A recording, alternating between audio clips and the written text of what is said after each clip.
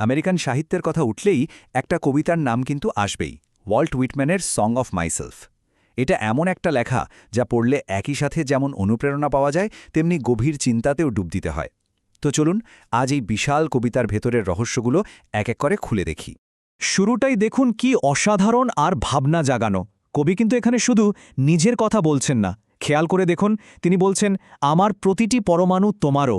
মানে শুরুতেই এক বিশাল সর্বজনীন ঐক্যের ঘোষণা। আর এটাই কিন্তু পাঠককে প্রথম মুহূর্তেই একটা গভীর চিন্তার মধ্যে ফেলে দেয়। আর ঠিক এখানেই কিন্তু কবিতার আসল ধাঁধাটা লুকিয়ে আছে। এই যে আমি বা সেলফ, এটা আসলে কে? হুইটম্যান কি শুধু নিজের কথাই বলছেন, নাকি এর পিছনে আরও অনেক বড়, অনেক গভীর কোনো অর্থ লুকিয়ে আছে? আচ্ছা, এই প্রশ্নের উত্তর পেতে হলে আমাদের আগে জানতে হবে কবিতার পেছনের মানুষটাকে। কে ছিলেন এই প্রথাবিরোধী মানুষটি?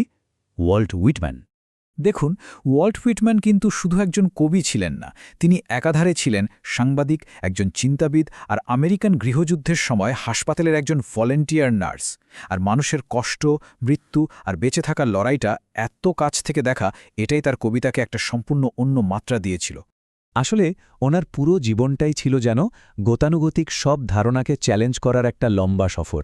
এই যে টাইমলাইনটা আমরা দেখছি, 1819-এ জন্ম, তারপর দেখুন 1855 সাল, যখন তিনি নিজের টাকায় লিভস অফ গ্রাস ছাপালেন, তখন তো সাহিত্য জগতে রীতিমতো একটা ঝড় উঠে গেছিল। এরপর গৃহযুদ্ধে তার কাজ, আর শেষে 1892-তে তার মৃত্যু। পুরো জীবনটাই ছিল তার কবিতার মতোই, একদম বাঁধনহারা, মুক্ত। হুইটম্যানের লেখার একেবারে গভীরে ছিল কয়েকটা মূল বিশ্বাস। প্রথমত, র্যাডিক্যাল ডেমোক্রেসি আর ব্যক্তি স্বাধীনতার উপর ছিল তার অটল বিশ্বাস। তিনি বিশ্বাস করতেন সব মানুষ সমান আর সবার মধ্যেই একটা ঐশ্বরিক ব্যাপার আছে। শুধু তাই না, মানুষ আর প্রকৃতির মধ্যে যে একটা গভীর সংযোগ আছে, সেটাও ছিল তার দর্শনের একটা বড় অংশ। তো এই যে গভীর বিশ্বাসগুলো, এগুলো থেকেই জন্ম নিয়েছে কবিতার সবচেয়ে গুরুত্বপূর্ণ আর বলা যায় বৈপ্লবিক একটা ধারণা। চলুন এবার দেখি কিভাবে তিনি এই সর্বজনীন আমি বা এই ইউনিভার্সাল আয়ের ধারণাটা তৈরি করলেন। এই ব্যাপারটা বুঝতে এই চারটা দারুণ সাহায্য করবে। দেখুন, একদিকে আছে বক্তা আমি, মানে যিনি কবিতাটা বলছেন, ইনি হলেন ওয়াল্ট হুইটম্যান, একজন নির্দিষ্ট মানুষ। আর অন্যদিকে আছে বিষয়, আত্মা বা দ্য সেলফ। এটা কিন্তু শুধু হুইটম্যান নন, এটা একটা সর্বজনীন চেতনা। এই আত্মা মানে হল সমস্ত মানুষ, সমস্ত প্রকৃতি, এমনকি পুরো মহাবিশ্ব। এটা একটা কালেকটিভ এক্সপিরিয়েন্স।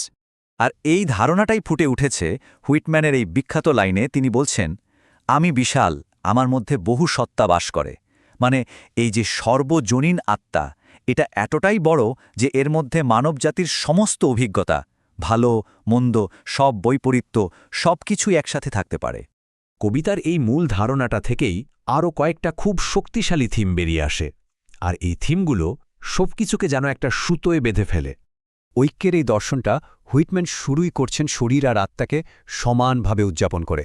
ভাবুন একবার, সেই সময় কিন্তু আত্মাকে শরীরের থেকে অনেক বেশি পবিত্র ভাবা হতো। কিন্তু হুইটম্যান এই ধারণাটাকে একেবারে চ্যালেঞ্জ করলেন।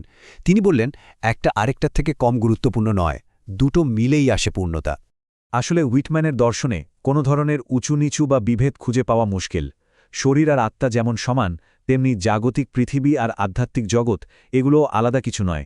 তিনি বলতে চেয়েছেন যে আনন্দ খুঁজে পাওয়ার জন্য দূরে কোথাও যাওয়ার দরকার নেই, আমাদের দৈনন্দিন অভিজ্ঞতাতেই সেটা লুকিয়ে আছে। আর সবচেয়ে বড় কথা হল, স্ট্যাটাস বা পদমর্যাদা যাই হোক না কেন, সব মানুষই এক ঐশ্বরিক সত্তার অংশ। আর এই যে একতার কথা আমরা বলছি, এর সবচেয়ে শক্তিশালী প্রতীক হল ঘাস। কেন বলুন তো? কারণ ঘাস কোনো ভেদাভেদ করে না, এটা সব জায়গায় সমানভাবে জন্মায়। হুইটম্যানের কাছে গণতন্ত্র আর জীবনও ঠিক এই ঘাসের মতোই, সবার জন্য। এটা একাধারে জীবন, মৃত্যু আর পুনর্জন্মের যে অন্তহীন চক্র, সেটারও একটা অসাধারণ প্রতীক। তো আমরা ধারণাগুলো তো বুঝলাম, কিন্তু কবিতার স্টাইলটা কেমন ছিল, আর এর প্রভাবই বা কেমন? এক কথায় বলতে গেলে এটা ছিল তার সময়ের জন্য একেবারে বিপ্লবী। হুইটম্যান নিজেই তার কণ্ঠস্বরকে বলেছেন ব্যারেব্যারেক ইয়প, বা অসভ্য গর্জন, যা কিনা সব নিয়মকানুন ভেঙে দিয়েছিল। কিভাবে নিয়ম ভাঙলেন তিনি? হুইটম্যান কবিতার যে চিরাচরিত ছন্দ, অন্তমিল, এইসবের ধার ধারেনি। তিনি ব্যবহার করলেন মুক্ত ছন্দ বা ফ্রি ভার্স। এর ফলে তার লেখা একটা অবাধ, বিস্তৃত অনুভূতি চলে আসে। ভাবতে পারেন ঠিক আমেরিকার বিশাল ভূখণ্ডের মতো, বা তার গণতান্ত্রিক আদর্শের মতোই উন্মুক্ত। আসলে কি জানেন, তার কবিতার এই স্টাইলটাই ছিল তার বার্তার একটা প্রতিফলন। তাহলে এত কিছুর পর এই কবিতার চূড়ান্ত বার্তাটা কি? মজার ব্যাপার হলো, হুইটম্যান আমাদের কোনো নির্দিষ্ট উত্তর বা কোনো মতবাদ দিয়ে যাননি। বরং এটা একটা আমন্ত্রণ, আমাদের প্রত্যেকের ভেতরের সেই বিশাল আত্মাকে আবিষ্কার করার জন্য একটা আমন্ত্রণ, প্রকৃতির সাথে এক হয়ে যাওয়ার আমন্ত্রণ, আর জীবনের প্রত্যেকটা মুহূর্তকে তা সে যতই সাধারণ হোক বা অসাধারণ উদযাপন করার জন্য একটা আন্তরিক আমন্ত্রণ। কবিতার এই শেষ লাইনগুলো আমাদের একটা গভীর ভাবনার মধ্যে ফেলে দিয়ে যায়। হুইটম্যান হয়তো আজ শারীরিকভাবে আমাদের মধ্যে নেই, কিন্তু তার কণ্ঠস্বরটা যেন এখনও বেঁচে আছে, ঘাসের মধ্যে, বাতাসের মধ্যে, আর আমাদের নিজেদের অস্তিত্বের গভীরে। কিন্তু আসল প্রশ্নটা হলো, আমরা কি নিজেদের জীবনের এই কোলাহলের মধ্যে একটু থেমে সেই কণ্ঠটা শোনার জন্য প্রস্তুত?